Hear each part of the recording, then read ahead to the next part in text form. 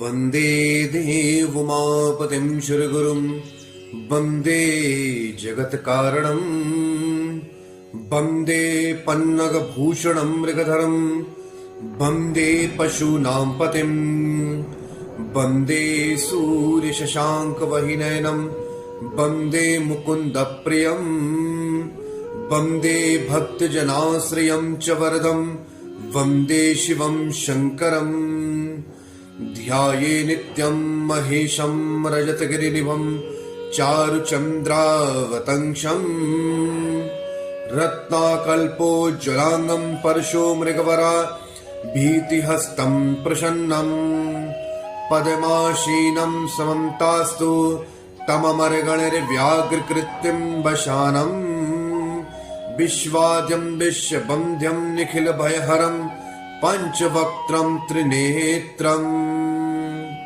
हर हर महादेव। काशी विश्वनाथ के चरणों में बारंबार मैं नमन करते हुए आज इस वीडियो में आपको बताने जा रहा हूं कि मांगलिक दोष और उसके निवारण क्या क्या है।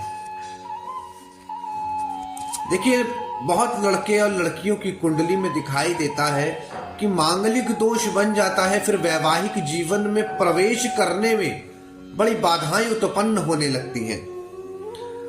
उनकी जन्म कुंडली में क्या देखते हैं? वर्ण देखते हैं, तारा देखते हैं, योनि देखते हैं, नाड़ी देखते हैं, ग्रह मैत्री देखते हैं आदि।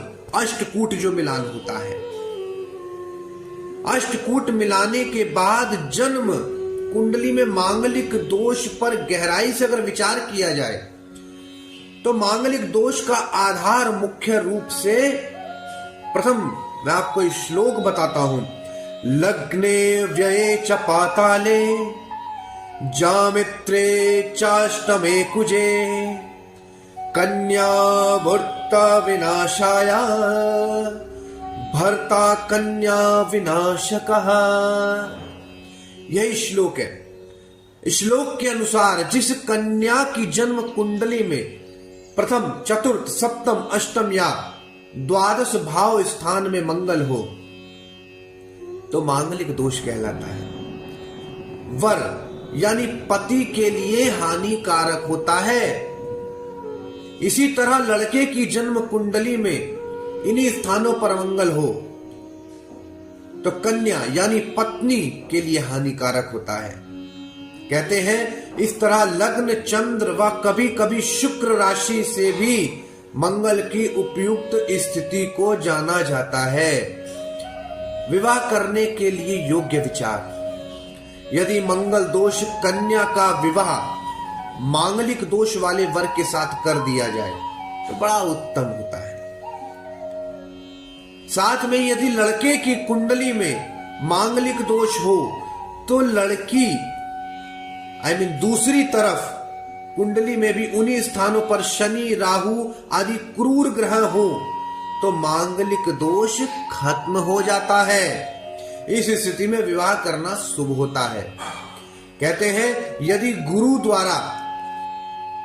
द्वारा दृष्टिया युक्त हो तो भी मांगलिक दोष समाप्त हो जाता है। राहु एवं मंगल का योग हो तो मांगलिक दोष समाप्त हो जाता है।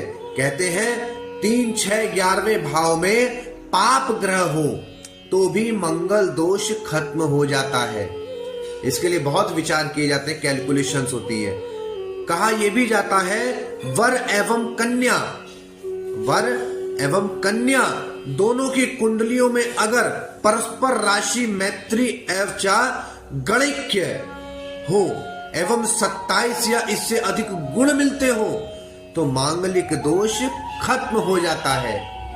ये बहुत शुभ विचार होते हैं।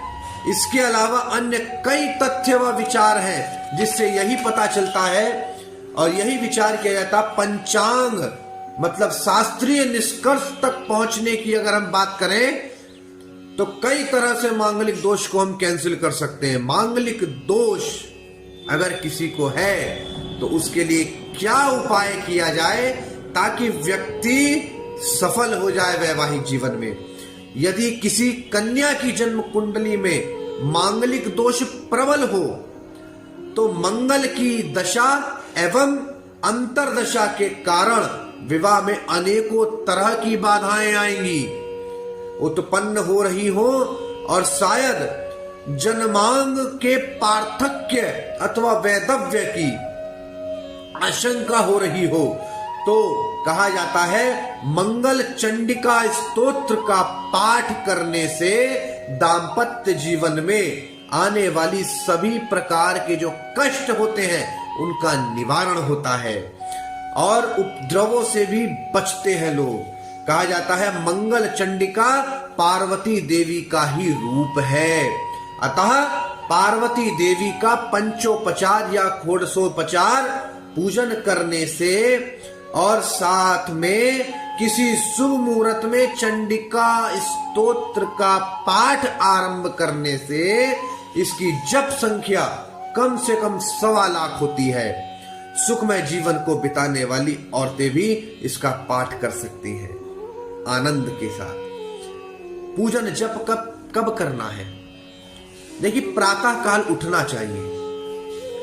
प्रातः काल उठने के बाद शुद्ध एवं पवित्र होकर लाल रंग के ऊनी आसन पर बैठे और लाल वस्त्र पहनकर सामने 3 या 5 बत्ती वाला दीपक घी का हो और पार्वती देवी का ध्यान करना है। कैसे?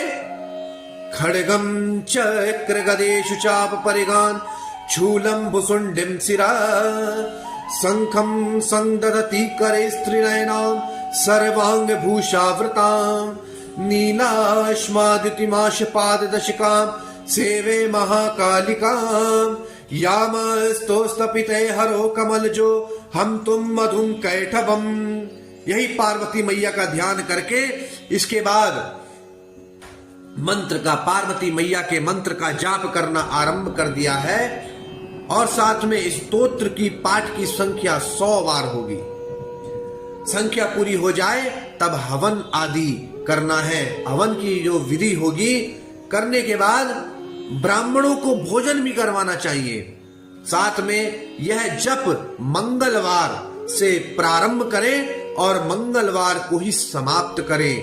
इसके अलावा मूल मंत्र का जाप भी किया जा सकता है। मंगल चंडिका स्तोत्र मूल मंत्र का ध्यान करना भी चाहिए।